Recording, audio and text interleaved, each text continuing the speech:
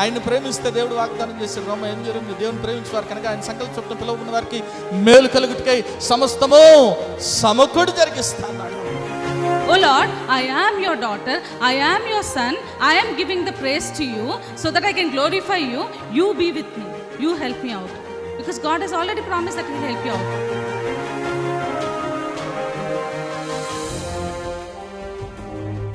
ఎన్నో మార్లు ఆయన తప్పులు చేస్తూ పాపము చేస్తూ నీకు విరోధంగా నడుస్తున్న మా కొరకు నాయన, అవిధేయులైన మా కొరకు ప్రభా నాయన తండ్రి, నీవు ఆ సెలవులో వెల చెల్లించావు కదా నాయన తండ్రి. నీవు నాయన మరణాన్ని జయించడం ద్వారా, సజీవుడు అవటం ద్వారా నాయన ప్రభా తండ్రి యేసయ్యా, మరి నాయన మేము ఈరోజు సజీవులుగా ఉన్నాం కదా తండ్రి.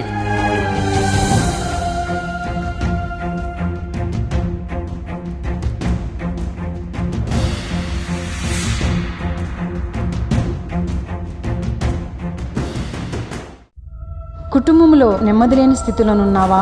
అప్పుల ఊబిలో కూరుకుపోయిన స్థితిలోనున్నావా? ఏ పని చేసినా విఫలమైపోతున్నావా? జీవితం లేని స్థితిలోనున్నావా? అనారోగ్యంతో అల్లాడిపోతున్నావా? తాగుడు, జూదం అనే రకరకాల సాతాను బంధకాల్లో కుటుంబ సభ్యులు ఉన్నారా? కుటుంబంలో రక్షణ లేని స్థితిలోనున్నారా? అయితే మీ సమస్యల నిమిత్తమై ప్రార్థన చేయటానికి మేము సిద్ధంగా ఉన్నాం. మీ ప్రార్థన అవసరత ఏదైనా సరే మాకు తెలియజేయగలరు. El Shaddai Prayer Tower, 306 3rd floor, Eden Square, above Spar Hypermarket, beside Apollo Hospital, Secunderabad. మా ఫోన్ నంబర్ 8885013886. దేవుడు మీ ప్రతి అవసరతను క్రీస్తు యేసు మహదైశ్వర్యంలో తీర్చునుగాక.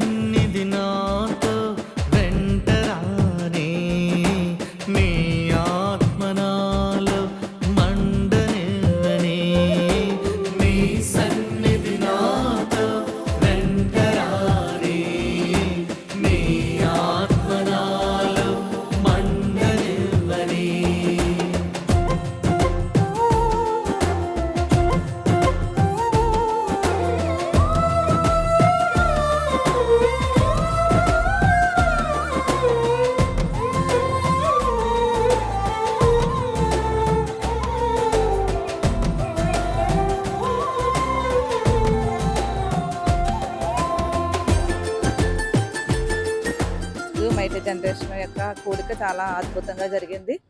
మనం అంటే ఇప్పుడు కూడా మన మీద మనకు తక్కువ అంచనా ఉంటుంది, కానీ సేవకుల ద్వారా మనం విన్నప్పుడు మన ద్వారా దేవుడు ఏదైనా జరిగించగలడని, మనం నమ్మితే గొప్ప కార్యాలు చూస్తాము, గొప్ప కార్యాలు చేస్తామని చెప్పినట్లుగా ఈరోజు మేమైతే నమ్మాము, సంఘంగా వచ్చాము, ఎంతగానో ఆశీర్వదించబడి దీవించబడి వెళ్తున్నాము.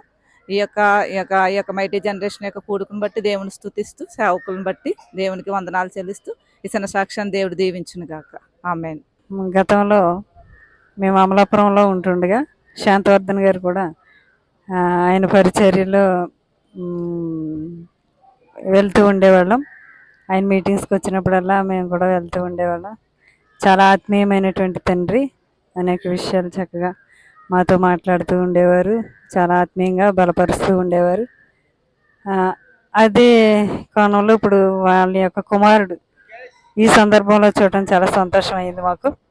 బ్రదర్ని చూసి చాలా సంతోషించాను. ఆ, తండ్రి గారిలా ఇంకా తను కూడా ఘనముగా వాడబడాలనే ఆశతో తమ్ముడిని మరి చూడడానికి దేవుడిచ్చినటువంటి కృపని బట్టి వందనాలు తెలియజేస్తూ ఇంకనూ బలంగా తండ్రి కంటే బలంగా వాడబడాలని ఆశిస్తూ దీవిస్తూ మరి మాటలు ముగిస్తూ ఉన్నాను. Thank you. Praise the lord. మరి ఈరోజు మరి హైదరాబాద్ నుంచి వచ్చిన సుమిత్ వర్ధన్ గారు సేవకులు, అలాగే పాస్టమ్ గారు వారి బృందం మరి ఈరోజు లక్కవరం గ్రామంలో సేవ కోసం మరి వారు అంత దూరానికి ఇక్కడికి వచ్చి మారుమూల ప్రాంతంలో అనేక మందిని క్రీస్తులు నడిపించాలని, మరి అనేక యవ్వన బిడ్డల్ని పతనమవుతున్న ఈ యొక్క దశలో మరి సమాజానికి ఒక మంచి మెసేజ్ ఇవ్వటానికి మరి హైదరాబాద్ నుంచి వచ్చిన ఈ యొక్క బృందానికి, సుమిత్ వర్ధన్ గారు పాస్టర్ గారి యొక్క బృందానికి ప్రత్యేకమైన వందనాలు తెలియజేస్తూ మరి యొక్క పరిచర్య ఇంకా ముందుకు తీసుకెళ్లాలని, అనేక మంది యవనస్తులు మరి అపవాది చెరలో పడిపోతున్న ఈ యొక్క యవనస్తుల్ని మరి బృందం ఇంకా బలపరచాలని కోరుకుంటూ మరి యొక్క మంచి తరుణాన్ని బట్టి మరోసారి సుమిత్ వర్ధన్ గారికి, సేవకులకి, అలాగే ఆ బృందం వారికి ప్రత్యేక వందనాలు తెలియజేస్తూ ఇక లక్కవరం ప్రాంతం నుంచి అనేక సంఘాల తరఫున వారికి ప్రత్యేక వందనాలు ధన్యవాదాలు తెలియజేస్తున్నాం. దేవుని చేత ఆశీర్వదించబడ్డాం. అన్న వాక్యాన్ని బట్టి, సాక్ష్యాన్ని బట్టి ప్రభునామంలో ఎంతో ఆనందంగా దేవుని సన్నిధిలో గడిపాం. అందరిని బట్టి దేవునికి వందనాలు. వచ్చిన టీం అందరికీ వందనాలు. చాలా బాగా అనిపించిందని మళ్ళీ మళ్ళీ వచ్చి మంచిగా చెప్తూ అందరినీ బాగా అభివృద్ధి చేయాలని కోరుకుంటున్నాను. ప్రైజ్ లార్డ్ అందరికీ. నాకైతే ఇక్కడికి రావడం చాలా ఆనందంగా ఉంది. ప్రార్థన చేసినప్పుడు నాకు పరిశుద్ధాత్మ వచ్చినట్టు అనిపించినప్పుడు దైవజనులు వచ్చి నా తల మీద చేయవేశారనమాట. అప్పుడు నిజంగా దేవుడు వచ్చి నన్ను తాకాడేమో అని అయితే నాకు అనిపించింది. ఇక్కడికి రావడం చాలా ఆనందంగా ఉంది. ఇంకా అనేక మంది రక్షింపబడాలి, అందరూ దేవుళ్ళో బలపడాలి అని నేను కోరుకుంటున్నాను. వండర్ఫుల్ అండి. ఆయన నిజంగా సర్ప్రైజ్ అయ్యాను. నేను ఊహించలేదు ఇంత గొప్పగా, ఇంత ఆత్మీయ స్థితిలో, ఇంత ఆత్మ సంబంధంగా జరుగుతుందని నేను ఊహించలేదు sir. God bless you sir. చాలా బాగా అనిపించింది అన్నమాట. మనసుకు తాకింది. మాస్టర్ గారు చాలా బాగా చెప్పారండి. వాక్యం కూడా చాలా బాగుంది. ఆయన చేసినట్టు నేను చాలా బాధపడ్డాను. నాకు అప్పటికప్పుడు ఏంటో దుఃఖం కింద వచ్చేసింది. నన్ను స్వస్థపరిచినట్టు అయింది. ఈ చిన్న సాక్ష్యం దేవుడు దీవించు.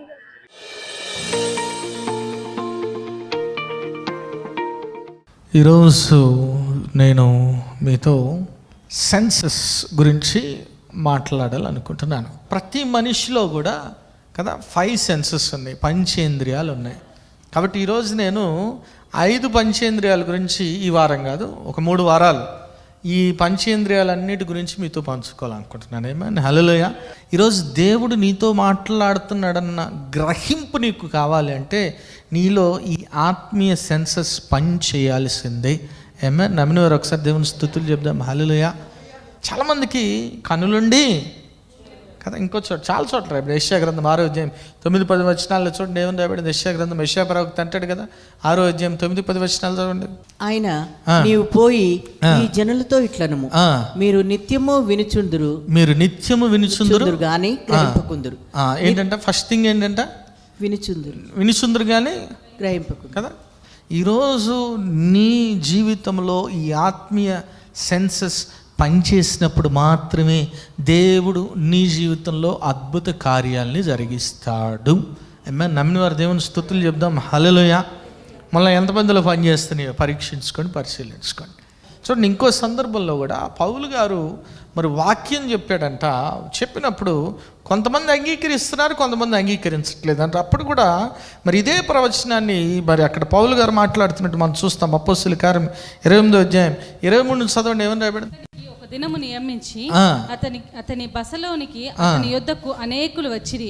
ఉదయం నుండి సాయంకాలం వరకు అతడు దేవుని రాజ్యంను గూర్చి పూర్తిగా సాక్ష్యం ఇచ్చుచు మోషే ధర్మశాస్త్రంలో నుండి ప్రవక్తలలో నుండి సంగతులెత్తి యేసుని గూర్చి వివరముగా బోధించుచు వారిని ఒప్పించుచుండెను. అతడు చెప్పిన సంగతులు కొందరు నమ్మిరి, కొందరు నమ్మకపోయిరి. ఎందుకు కొందరు నమ్మారు, కొందరు నమ్మలేదు? ఆయన చెప్పిన వాక్యంలో ఏం తేడా ఉందా? షేమ్ టు షేమ్ వాక్యమే. ఇద్దరికి ఒకటే వాక్యం చెప్పాడు, అంతేనా? కొందరు నమ్మారు, కొందరు నమ్మలేదు. ఎందుకు? సెన్సెస్ పని చేయలేదు. ఏమైనా హల్లెలూయా. హల్లెలూయా. వాళ్ళు వింటున్నారు కానీ వాళ్ళు గ్రహించలేని స్థితిలో ఉన్నారు కాబట్టి మన ఆత్మీయ జీవితంలో కదా ఏమేమి ఉన్నాయంటే ఆత్మ, మన జీవితంలో ఏమో 3 ఉన్నాయి: ఆత్మ, శరీరము, ప్రాణం. ప్రాణంకి ఏ రీతిగా 5 సెన్సెస్ ఉన్నాయో ఆత్మకు కూడా 5 సెన్సెస్ ఉన్నాయి. ఈ 5 సెన్సులు మనలో పనిచేయాలి. ఆమేన్. హల్లెలూయా, హల్లెలూయా, ఆమేన్. ఈరోజు పని చేస్తేనే లేదో ఆప్షన్ మీకే. ఎందుకంటే వారం వారం వాక్యం వింటున్నారు, నెలల తరబడి వాక్యం వింటున్నారు, అయినా కానీ చాలామంది వాక్యాన్ని గ్రహించలేని స్థితిలో ఉన్నారు, వాక్యాన్ని వారి జీవితంలో పాటించలేని స్థితిలో ఉన్నారు. ఆమేన్. హల్లెలూయా. మనం చెప్తూనే ఉంటాం, మనం ఏం చెబుతుంటాం? అయ్యా శత్రువుని ప్రేమించాలి నాయన, అది చేయాలి, ఇది చేయాలి. ఎక్కదు వాళ్ళకి, ఎక్కదు. ఎందుకు? ఏం చేస్తాడు సాతాను? ఏం చేస్తాడు?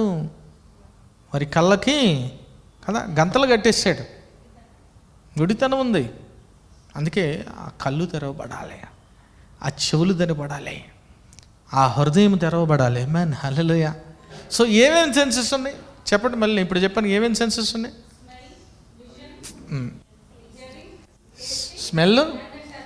Smell, vision, hearing, tasting, touch. ఆత్మకు కూడా 5 ఉన్నాయి.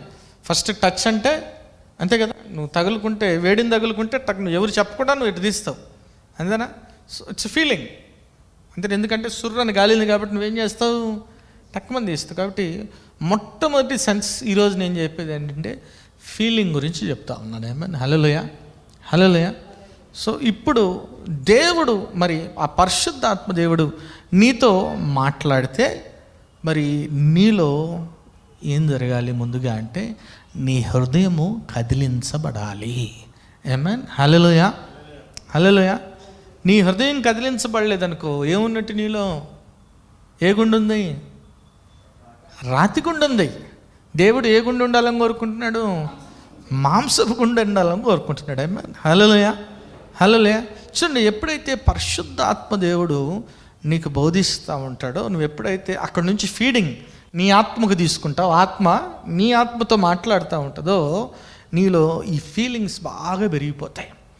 ఈ ఫీలింగ్స్ పెరిగిపోయినప్పుడు నువ్వు ఏం చేస్తావంటే ఎక్కడైనా దేవునికి విరోధంగా ఏదైనా జరుగుతుందంటే నువ్వు తట్టుకోలేవు, నువ్వు ఉండలేవు. ఏమన్నా? నువ్వు తెలియకుండానే, నీకు తెలియకుండానే నువ్వు రియాక్ట్ అవుతావు. ఏమన్నా? నమ్మిన వారి దేవుని స్తుతులు చెప్దాం. హల్లెలూయా. మీరు చూసినట్టయితే బైబిల్ గ్రంథంలో చూడండి, పౌలు భక్తుడు అపోస్తలుల కార్యం 17వ అధ్యాయం 16-17 వచనాలు చదవండి. ఏమని రాయబడింది? అపోస్తలుల కార్యం 17వ అధ్యాయం 16-17 వచనాలు. పౌలు ఏథెన్స్లో వారి కొరకు కనిపెట్టుకుని ఉండగా ఆ పట్టణము విగ్రహములతో నిండి చూచినందున అతని ఆత్మ పరితాపము పట్టలేకపోయింది. ఆ పట్టణము విగ్రహములతో నిండి ఉంట చూడటం వల్ల ఏం చెందాడంట? ఆత్మలో పరితాపం చెందాడంట. He couldn't control himself. అంటే ఏంటి? పట్టణం అంతా విగ్రహములతో నింపబడింది. ఆమేన్. హల్లెలూయా. ఎందుకు? ఆ పరిశుద్ధాత్మ దేవుడు ఇతనిలో ఉన్న ఆత్మలో ఏం కలగజేశాడు? పరితాపాన్ని కలగజేశాడు. ఆమేన్. హల్లెలూయా. మొన్న ఒక సహోదరుడు చెప్పాడు నాకు సాక్షి. నేను ఇంటర్వ్యూకి వెళ్ళా బ్రదరు. మరి అక్కడికి వెళ్ళినప్పుడు అంత ఉన్నంతసేపు అదేదో మంత్రం ఏదో వెనకాల నాకు వినిపిస్తూ ఉంది, నాకు చాలా డిస్కంఫర్ట్గా ఉందని. నాకు తెలిసి అంతకుముందు చాలా చోట్లకి వెళ్ళి ఉంటాడు, కానీ అనిపిలా. ఇప్పుడు ఎందుకు అనిపించింది? ఎందుకు అంటే గత నెల రోజులుగా దేవుని వాక్యంలో బలపడుతున్నాడు కాబట్టి. ఆమేన్. హల్లెలూయా, హల్లెలూయా. ఆమేన్. అది సెన్స్ పనిచేయటం అంటే. ఆమేన్. హల్లెలూయా. నీకు తెలియకుండానే నీలో ఉన్న సెన్స్ పనిచేస్తుంది. ఆమేన్. అది ఆత్మీయ సెన్స్. అది నువ్వు ఉండలేవు, నువ్వు తట్టుకోలేవు. నీ ఫ్రెండ్స్ ఇంతకుముందు నీకు ఫ్రెండ్స్ ఉండిండొచ్చు, నువ్వు ఇంకా రక్షణ పొందుకోకముందు వాళ్ళతో తాగి ఉండొచ్చు, తిరిగి ఉండొచ్చు, సిట్టింగ్లో కూర్చుందా అంటే వెళ్తుండొచ్చు. కానీ నువ్వు రక్షించబడిన తర్వాత, పరిశుద్ధాత్మతో నింపబడిన తర్వాత నువ్వేం తాగద్దురా మాతో ఊరికి కూర్చోన్నగా నువ్వు కూర్చోలేవు. ఎందుకంటే నీలో ఉండే ఆత్మ ఏం చేస్తుంటుంది? నిన్ను ప్రిక్ చేస్తుంది, పరితాపం చెందుతుంది. నువ్వు చేస్తున్న తప్పు. బైబిల్ గ్రంథంలో ఏమని రాయబడింది? దుష్టుల ఆలోచన చొప్పున నడవక, పాపుల మార్గం నిలవక, అపహాస్యాలు కూర్చుని చోట. సో పరిశుద్ధాత్మ దేవుడు ఏం చేస్తుంటాడు? నీలో ఉన్న సెన్స్ని రగిలిస్తూ ఉంటాడు, ప్రిక్ చేస్తూ ఉంటాడు. అర్థమైందా మీకు నేను చెప్పింది? ఏమన్నా? Hallelujah, hallelujah. These are all feelings of the spirit in you. ఇవన్నీ కూడా నీలో ఉన్న ఆత్మ భావోద్వేగాలు గుర్తుపెట్టుకోవాలి. అందుకే బైబిల్ గ్రంథంలో రాయబడింది ఆత్మను. సో ఈ ఫీడింగ్, దేవుని వాక్యం ఫీడింగ్ జరగలేదు అనుకోండి, ఏం జరుగుతుంది? పరిశుద్ధాత్మ దేవుడు ఈ ఆత్మ ఏమైపోద్ది? అప్పుడే ఎటువంటి మనస్సాక్షి ఉంటుంది? మళ్ళీ సోల్లో కూడా ఉంది. ఎటువంటి మనస్సాక్షి అంట? వాత వేయబడిన మనస్సాక్షి, చచ్చిన మనస్సాక్షి. ఏం కాదులే, తప్పు కాదులే, ఏముందిలే, ఏం కాదులే, తప్పు కాదులే, ఏం కాదులే అనే ఆలోచనలోకి వెళ్ళిపోతుంటారు. ఏమైనా ఒకసారి గట్టిగా దేవుని స్తుతులు చెప్దాం. హల్లెలూయా, హల్లెలూయా. కాబట్టి ఈరోజు దేవుడు నీతో మాట్లాడుతున్నాడని గ్రహించేది ఏది అంటే నీలో ఉన్న సెన్సెస్ గ్రహిస్తాయి. ఏమైనా హల్లెలూయా. చూడండి, ఆత్మలో ఏం చెందాడంట? పరితాపం చెందాడు. అయ్యో, ఈ పట్టణం అంతా కూడా ఏంటి విగ్రహాలతో నిండుకొనిందని అక్కడ వాక్యాన్ని బోధించడం ప్రారంభించాడు పౌలు గారు. ఒకసారి గట్టి దేవుని స్తుతులు చెప్దాం. హల్లెలూయా. ఇంకో సందర్భంలో కూడా రాయబడింది. మీరు చూస్తే అపోస్తలుల కార్యం 18వ అధ్యాయం 5వ వచనం ఏమని రాయబడింది? అపోస్తలుల కార్యం 18వ అధ్యాయం 5వ వచనం. సీలయు తిమోతియు మాసిదోనియా నుండి వచ్చినప్పుడు పౌలు వాక్యము బోధించుటయందు ఆతురత గలవాడై యేసే క్రీస్తుని యూదులకు దృఢముగా సాక్ష్యం ఇచ్చుచుండెను. ఆతృత ఉందంట. దేనికి ఆతృత? వాక్యం బోధించడానికి. ఈ ఆత్రపట్టం కూడా ఏంటి? ఒక ఫీలింగ్, అంతేనా? పరితాపం చెందటం అనేది ఇవన్నీ కూడా ఆత్మ యొక్క సెన్సెస్. గుర్తుపెట్టుకోండి. ఏమైనా హల్లెలూయా. ఏది నేను చెప్పేయాలా, నేను యేసయ్యని గురించి చెప్పాలా, ఆత్రం చెప్పేయాలా, దేవుని కొరకు సాక్షి బిడ్డలుగా వారిని నిలబెట్టాలి అనే ఒక ఆత్రం ఉండాలి నీలో. నిజంగా నువ్వు పరిశుద్ధాత్మ చేత నింపబడితే, నిజంగా నీలో ఈ ఆత్మీయ సెన్సెస్ పనిచేస్తే, నువ్వు ఎక్కడికి వెళ్ళినా నీలో ఈ ఆతృత ఉంటుంది, నీలో ఈ పరితాపం ఉంటుంది. నమ్మిన వారు దేవుని స్తుతులు చెప్దాం. హల్లెలూయా. ఈ పరితాపం ఆతృత లేదనుకో, ఏమైపోయినట్టు? నీ సెన్స్ పనిచేస్తుందా, పని చేయట్లేదా? పని చేయట్లేదు. సో అప్పుడు ఏం చేయాలి? మళ్ళీ దేవుని దగ్గరికి వచ్చి నీ పాపాన్ని ఒప్పుకొని, ప్రభా నా వాడాం, నీ సన్నిధి నాతో వెంటనే అని నీ ఆత్మ నాలో మళ్ళీ వేయాలా? మండాలి. ఏమేన్ హల్లెలూయా. నమ్మిన వారు దేవుని స్తుతులు చెప్దాం. హల్లెలూయా. ఈరోజు నీలో ఆ సెన్సెస్ పనిచేస్తూనే లేదో పరీక్షించుకో, పరిశీలించుకో. అంత మాత్రం కాదు, ఇంకో సందర్భంలో మనం చూస్తే అపోస్తలుల కార్యములు 20వ అధ్యాయం 22-23 వచనాలతో ఏమని రాయబడింది? అపోస్తలుల కార్యం 20వ అధ్యాయం 22-23 వచనాలు. ఇదిగో నేనున్నప్పుడు ఆత్మయందు బంధింపబడిన వాడై యెరూషలేమునకు వెళ్ళుచున్నాను. అక్కడ నాకు ఏమి సంభవించునో నాకు తెలియదు కానీ నా కొరకు కాచుకుని ఉన్నవని పరిశుద్ధాత్మ ప్రతి పట్టణంలోనూ నాకు సాక్ష్యం ఇచ్చుచున్నాడు. చూడండి, ఏం కాచుకుని ఉన్నాయంటే పౌలు గారికి? బంధకాలు, శ్రమలు ఆయన కొరకు పరిశుద్ధాత్ముడు తెలియజేశాడు. కానీ ఇక్కడ ఏమంటున్నాడు? నేను ఆత్మలో బంధింపబడిన వాడిని అంటున్నాడు. ఏమన్ హల్లెలూయా, హల్లెలూయా. ఏమన్ ఆత్మలో బంధింపబడ్డాడు కాబట్టి అక్కడ శ్రమలున్నా కష్టాలున్నా కానీ వెళ్ళిపోయాడు ముందుకి పౌలు భక్తుడు. ఏమన్ హల్లెలూయా, హల్లెలూయా. సో నీలో ఆత్మ రగిలించబడాలి, ఆత్మీయ సెన్సెస్ పనిచేయాలని దేవుడు ఈరోజు నీ కోరుకుంటున్నాడు. అమ్మాన్ ఒకవేళ నువ్వు ఆత్మను ఆర్పేసిన స్థితిలో ఉన్నావేమో, పరీక్షించుకో, పరిశీలించుకో. అంత మాత్రంగా ఇంకో సందర్భంలో చూడండి, యెహెజ్కేలు గ్రంథం 3వ అధ్యాయం 14 వచ్చింది ముగించుకుందాం. యెహెజ్కేలు 3:14. ఆత్మ నన్ను ఎత్తి తోడుకొని పోగా మనసుకు కలిగిన రౌద్రాగ్ని చేత బహుగా వ్యాకులపడి. ఏం కలిగిందంటే మనస్సుకి రౌద్రాగ్ని. ఏమన్ హల్లెలూయా, హల్లెలూయా. కోపం మండిపోతుంది. ఏమన్ దేవుని ప్రజలు దేవునికి విరోధంగా నడుచుకుంటున్నప్పుడు మనలో ఏం కలగాల? బాధతో పాటు ఏం రావాలా? కోపం రావాలి. నీకేమీ లేదనుకో, నీకే ఫీలింగ్ లేదనుకో, నీలో సెన్సెస్ అంతేనా? అయ్యగారు పాట రాశారు. ఏం పాట? నా గుండె నాలో మండుచున్నది దేవా, నా గుండె నాలో మండుచున్నది దేవా,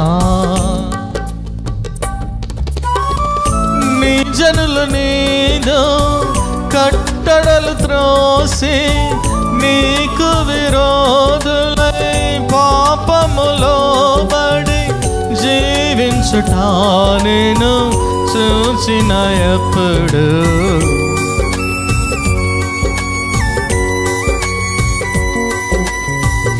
నీ జనులు నీదు కట్టడలు త్రోసి నీకు విరోధులై పాపములో పడి జీవించుట నేను చూసిన ఎప్పుడు.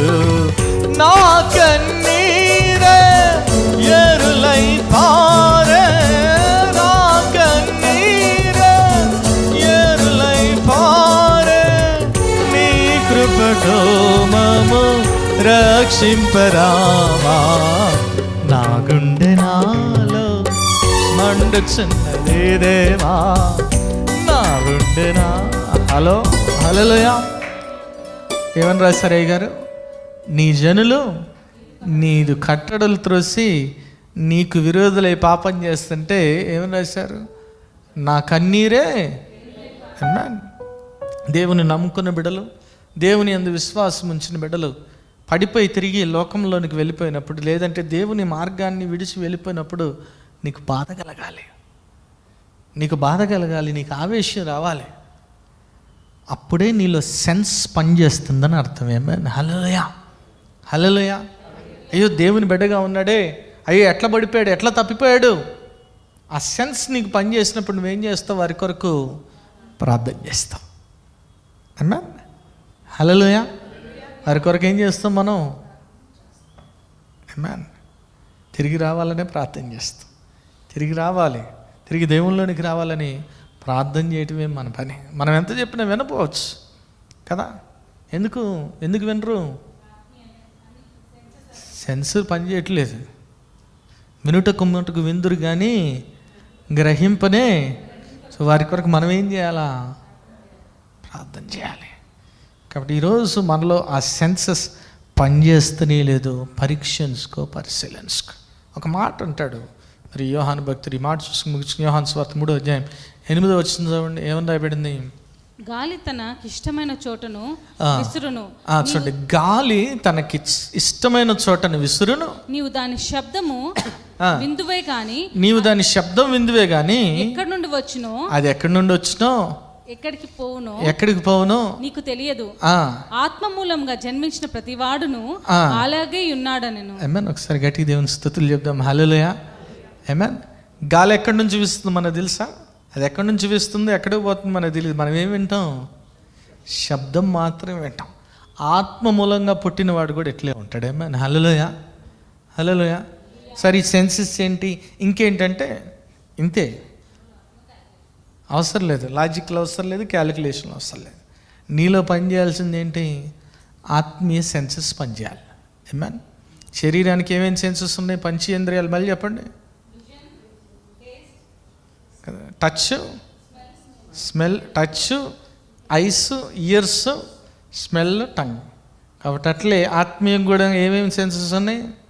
Feelings, eyes, ears, taste, nose.